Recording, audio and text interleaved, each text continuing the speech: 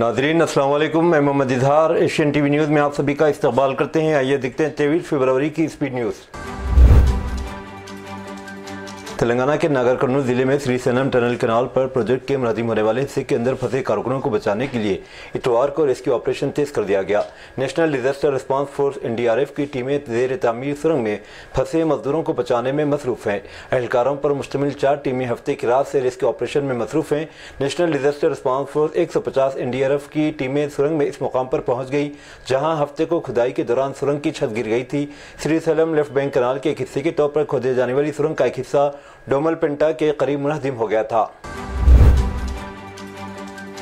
Karimnagar, Medak, Nizamabad, Adilabad graduate हल्के से कानून साज काउंसिल की नशिस्त के लिए तेलंगाना की हुक्मरान जमात कांग्रेस और अपोजिशन भारतीय जनता पार्टी के दरमियान दिलचस्प मुकाबला मुतवक्की है। भारत राष्ट्र समिति, जो कि असम्बली में अहम अपोजिशन पार्टी है, इंतखाबात से दूर रहने से 27 फरवरी को होने वाले इंतखाबात में कांग्रेस और बीजेपी के दरमियान बराह रास्त मुकाबला होगा। कांग्रेस ने करीमनगर से मुतअद्दिद तालीमी इदारों के चेयरमैन वीर नरेंद्र रेड्डी को मैदान में उतारा है, जबकि बीजेपी ने सनतकार CNG रेड्डी को अपना उम्मीदवार बनाया है। तेलंगाना की रियासती हुकूमत ने सैलाब और बारिश से मुतासिर होने वाली कौमी शहरों की देखभाल और मरम्मत के लिए 41 करोड़ 45 लाख रुपए का बजट मुख्तस किया है। यह फैसला रियासत के महकमे खजाने के special chief secretary Ram Kishan Rao के जरिए हफ्ते को जारी करदा एक हुक्मनामे के जरिए बाज़ाब्ता किया गया। बजट को 2 बुनियादी ज़मरों में तकसीम किया गया। 23 करोड़ 19 लाख रुपए नेशनल हाईवे सेक्टर के तहत आम कामों के लिए मुख्तस किए गए और 18 करोड़ 26 लाख रुपए खास तौर पर सैलाब की मरम्मत और जारी देखभाल के लिए मुख्तस किए गए हैं। तेलंगाना हुकूमत ने आंगनवाड़ी मराकज़ में बड़ी तादाद में मुलाजिमतों को पुर करने का फैसला किया है।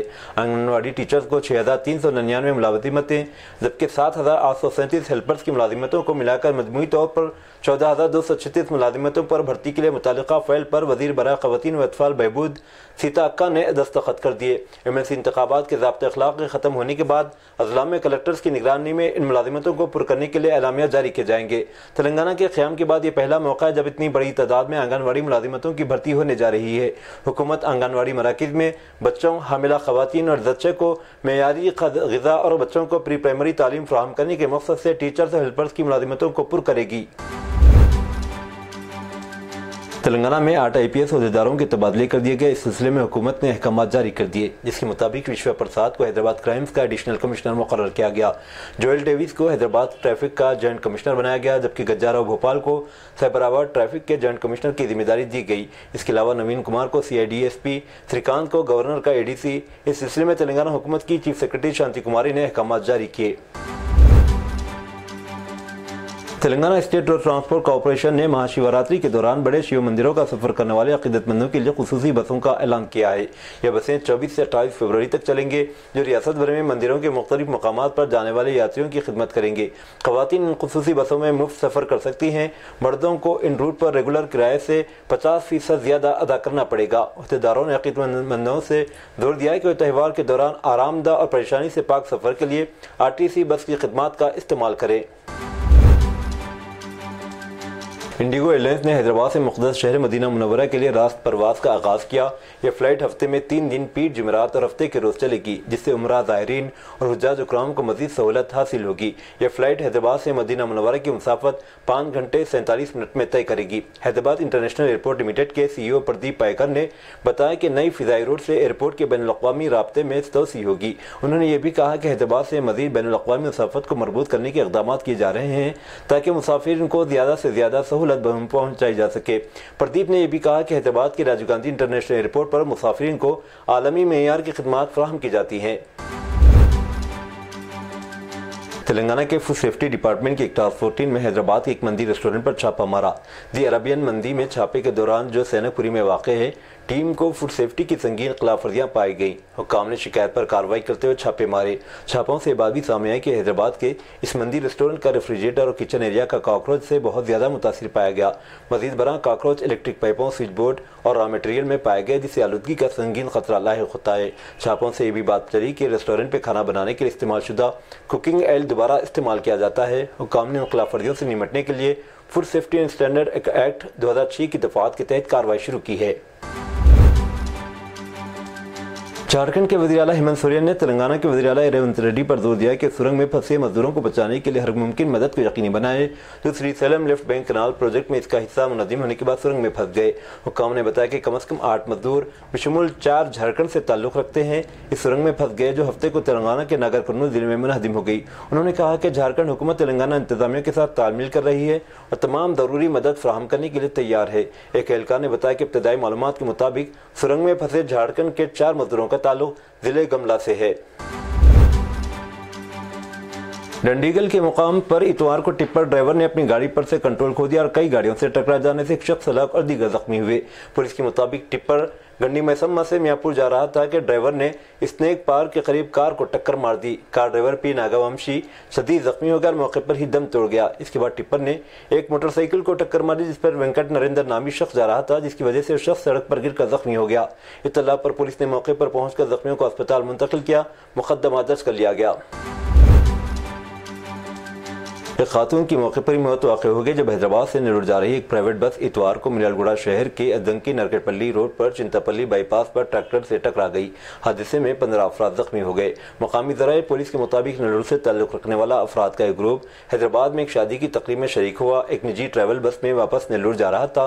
बस पीछे से ट्रैक्टर से टकरा गई। तसादुम के नतीजे में सुनीता नौनावत 40 साल जो ट्रैक्टर पर सफर गई थी कि मौके पर ही मौत हो गई जबकि ट्रैक्टर ड्राइवर सैदा नौनावत को शदीद चोटें आई। लिफ्ट में फंसने के सबब शदीद जख्मी होने वाला कमसीन बच्चा नीलोफर हॉस्पिटल में इलाज के दौरान फौत हो गया। नामपल्ली पुलिस के मुताबिक ये अफसोसनाक वाक़या रेड हिल शांतिनगर के एक अपार्टमेंट में जुमा की दोपहर पेश आया। 6 साला लड़का अर्नव अपने दादा के साथ फूफी से मुलाकात के लिए आया हुआ था। इस दौरान लड़का ऊपर जाने के दौरान लिफ्ट और दीवार के दरमियान फंस गया और शदीद जख्मी हो गया। इत्तला मिलते ही पुलिस और DRF टीम पूरी तौर पर मौके पर पहुंची और बच्चे को लिफ्ट से निकालकर नीलोफर हॉस्पिटल मुंतकिल किया गया। ताहम इलाज के दौरान इसकी हालत बिगड़ती चली गई और बिलाखिर हफ्ते की दोपहर वो फौत हो गया। बदअज़ां पुलिस ने कानूनी कार्रवाई मुकम्मल करते हुए लाश को उस्मानिया हॉस्पिटल मुंतकिल करके पोस्टमार्टम के बाद अरकान खानदान के हवाले कर दिया। पुलिस ने ताल्लुक से मुकदमा दर्ज करके मज़ीद तहकीक़ात शुरू कर दी है। मीर चौक पुलिस ने हफ्ते के रोज चाकू की नोक पर नौजवान को लूटने के इल्जाम में 2 अफराद को गिरफ्तार कर लिया। इनके कब्जे से 2 मोटरसाइकिलें जब्त की गई। उपगुड़ा के सैयद वाजिद अली 19 साला और चार मीनार के मुर्गी चौक के रहने वाले शेख रमान अली 19 साला ने जुमा की रात बीबी बाजार चौराहे के करीब शिकायत कुनंदा मोहम्मद अब्दुल रऊफ को चाकू की नोक पर धमकाते हुए नकदी, मोबाइल फोन, स्कूटर लेकर फरार हो गए थे। पुलिस ने मुकदमा दर्ज करके इन्हें गिरफ्तार कर लिया। हैदराबाद में पेश आने वाले अफसोसनाक वाक़े में स्कूल की 15 साला तालिबा ने खुदकशी कर ली। तवील सेहत के मसाइल की वजह से इसने इंतहाई इक़दाम उठाया। यह वाक़या हफ्ते को उपल के चिल्का नगर में पेश आया। मुतवफ़ी जिसकी शिनाख्त के संजना के तौर पर हुई उपल के एक प्राइवेट स्कूल में 9वीं जमात की तालिबा थी। इत्तलात के मुताबिक वह कई दिनों से सेहत के मसाइल से दुचार थी और ज़ेर इलाज थी। हैदराबाद के मलकपेट इलाके में मूसा नदी प्रोजेक्ट के तहत होने वाले इनहदामत के खिलाफ मकामी रिहायशों में शदीद नाराजगी देखी गई। Hyderabad metropolitan development authority HMDA की जानिब से नदी की बहाली के लिए तजावुज़ात हटाने की मुहिम में तेजी लाई गई जिस पर मकामी अफराद ने सख्त एहतजाज किया। मुजाहिरीन का कहना है कि हुकूमत की जानिब से मुतासिरा खानदानों को मुनासिब बहाली की सहूलत फराहम नहीं की जा रही है। इनके मुताबिक हर मकान में 4 से 6 खानदान रिहायश पजीर थे लेकिन हुकूमत फी मकान सिर्फ एक डबल बेडरूम घर देने की पेशकश कर रही है जो सरासर नाइंसाफ़ी है। रियासती हुकूमत ने मूसा प्रोजेक्ट को तरजीह देते हुए 2030 तक इसका तकमील का हदफ मुकर्रर किया है। इस मंसूबे के तहत मल्लाना सागर से मूसा नदी में से साफ पानी की फराहमी के लिए एक बड़ी पाइपलाइन की तामीर के लिए टेंडर्स भी जारी कर दिए गए।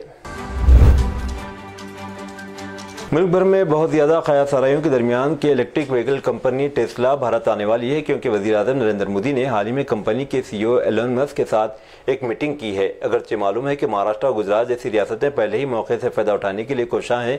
इस बार ऐसी इत्तलात हैं कि आंध्र प्रदेश हुकूमत भी इस दौड़ में शामिल हो गई है।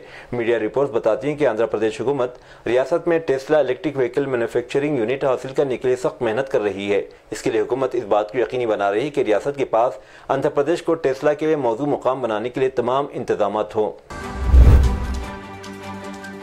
मुंबई के जाफरी नगर में जाफरी हाई स्कूल में सेकेंडरी सर्टिफिकेट SSC इम्तिहानात के पहले दिन कई तालिबात को बताया जाता है कि इम्तिहान हाल में दाखिल होने से पहले इनके हिजाब निकालने पर मजबूर किया गया।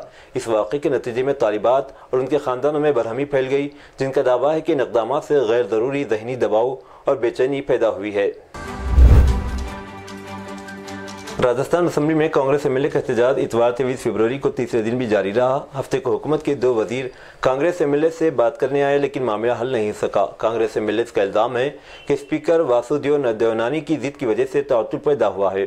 कांग्रेस मेंबरान असेंबली ने इल्जाम लगाया कि हुक्मरान पार्टी अपोजिशन को दबा रही है और हुकूमत ऐवान को चलाने में दिलचस्पी नहीं रखती।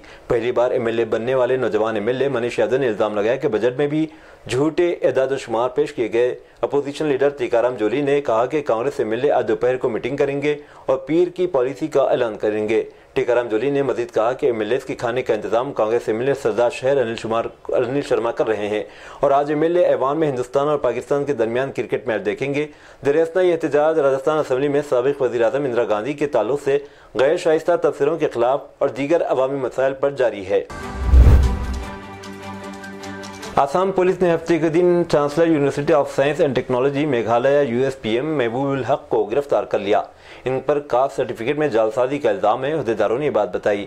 आसाम के जिले श्रीभूमि की पुलिस टीम और स्पेशल टास्क फोर्स ने गुवाहाटी में आज सुबह महबूबुल हक को इनके बंगले से गिरफ्तार कर लिया। इनके खिलाफ जिले श्रीभूमि में केस दर्ज है।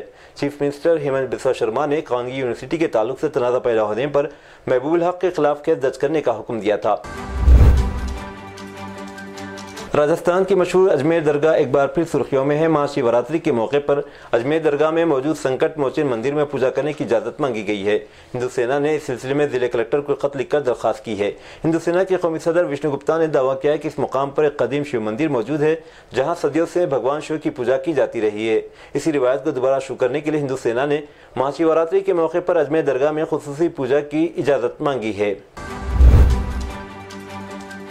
उत्तर प्रदेश के शहर मीरठ में दहली रोड पर वाक़ई कई दहाई पुरानी मस्जिद को regional rapid transport system corridor की तामीर के लिए रास्ता बनाने ढा दिया गया। इन इंतजामी कार्रवाई मुकामी मुसलमानों की मंजूरी से की गई। सरकारी अहदेदारों ने मस्जिद की इंतजामी कमेटी से बातचीत की थी। हुकाम के बमूजिब ये मस्जिद रैपिड रेल प्रोजेक्ट में रुकावट बनी हुई थी, जिसकी वजह से इसे हटाने का फैसला किया गया। मुसलमानों ने खुद जुमेरात के दिन हथौड़ों से बाद हिस्से गिरा दिए थे। बाददा मस्जिद का बड़ा हिस्सा नीचे आ गया। एडमिनिस्ट्रेशन ने रात देर गए बुलडोजर के जरिए इसे पूरी तरह ढाकर मलबा हटा दिया। पीटीआई को जारी बयान में additional district magistrate city Brajesh Kumar Singh ने तौसीक की कि बाहमी रजामंदी से मस्जिद हटा दी गई। उन्होंने कहा कि मस्जिद को हटाने की पहल मुस्लिम कम्युनिटी ने की। चैंपियंस ट्रॉफी 2025 का हाई वोल्टेज मैच पाकिस्तान और भारत के दरमियान आज खेला जा रहा है। टीम इंडिया इतवार को दुबई में पाकिस्तान के खिलाफ मैदान में उतरेगी। अगर हम आईसीसी के वनडे टूर्नामेंट्स के रिकॉर्ड पर नजर डालें तो भारत को पाकिस्तान पर बरतरी हासिल है। सबकी नजरें विराट कोहली और बाबर आजम पर होंगी। ये दोनों खिलाड़ी पिछली इनिंग में कुछ खास नहीं कर पाए थे। हिंदुस्तान ने टूर्नामेंट का आगाज जीत के साथ किया था, जबकि पाकिस्तान को पहले मैच में शिकस्त का मुंह देखना पड़ा। ये पाकिस्तान के लिए करो या मरो का मैच होगा। अगर भारत पाकिस्तान को शिकस्त देता है तो पाकिस्तान के लिए सेमीफाइनल में पहुंचना तकरीबन नामुमकिन हो जाएगा। लबनान के दारुल हुकूमत के जनूबी मुजाफाती इलाके पर इजरायली फिजाई हमले में मारे जाने के तकरीबन 5 माह बाद हिजबुल्लाह के साबिक रहनुमा हसन नसरुल्लाह की आखिरी रसूमात में शिरकत के लिए हजारों लोग इतवार की सुबह बेरूत में जमा हुए। हसन नसरुल्लाह इस वक्त मारे गए थे जब इजरायली फिजाइया ने अस्कर पसंद ग्रुप के मरकजी ऑपरेशन रूम पर 80 से ज्यादा बम गिराए थे। इनकी मौत ईरान की हिमायत याफ्ता ग्रुप के लिए एक बड़ा धचका थी। नसरुल्लाह 30 साल से ज्यादा अरसे तक ग्रुप के रहनुमा और उसके बानियों में से एक थे। कश पटेल ने federal bureau of investigation FBI के नवी डायरेक्टर की हैसियत से भगवत गीता पर हाथ रखकर हल्फ लिया। अमेरिकी सेनेट ने जुमेरात के दिन 51 के मुंजमले 49 उड़ देकर कश पटेल की तकर्रुर की तौसीक की थी। तकरीब में हलबरदारी में कश पटेल के अरकान खानदान के साथ साथ इनकी गर्लफ्रेंड भी मौजूद थी। व्हाइट हाउस कैंपस के इंडियन ट्रीटी रूम में अमेरिकी अटॉर्नी जनरल ने इन्हें हलफ दिलाया। इसराइल ने इतवार को फलस्तीनी कैदियों की रिहाई मुलतवी कर दी। इसराइल ने ऐलान सुबह किया। उन्होंने कहा कि जंगबंदी माहदे के तहत हफ्ते के रोज रिहा होने वाले फलस्तीनी कैदियों की रिहाई मजीद यरगमालियों की रिहाई तक मुलतवी कर दी गई। हमास की जानिब से 6 यरगमालियों की रिहाई के बाद हफ्ते के रोज तकरीबन 620 फलस्तीनी कैदियों की रिहाई की उम्मीद थी। ये 6 यरगमाली 3 मरहलों के माहदे के पहले मरहले में रिहा किए जाने वाले जिंदा यरगमालियों का आखिरी ग्रुप था। ये थी नाज़रीन आज की स्पीड न्यूज़। दीजिए इजाज़त, मोहम्मद इजहार को मिलते हैं अगले स्पीड न्यूज़ में। तब तक के लिए हमारे चैनल एशियन टीवी न्यूज़ को लाइक, शेयर और सब्सक्राइब करना ना भूलें। अल्लाह हाफिज़।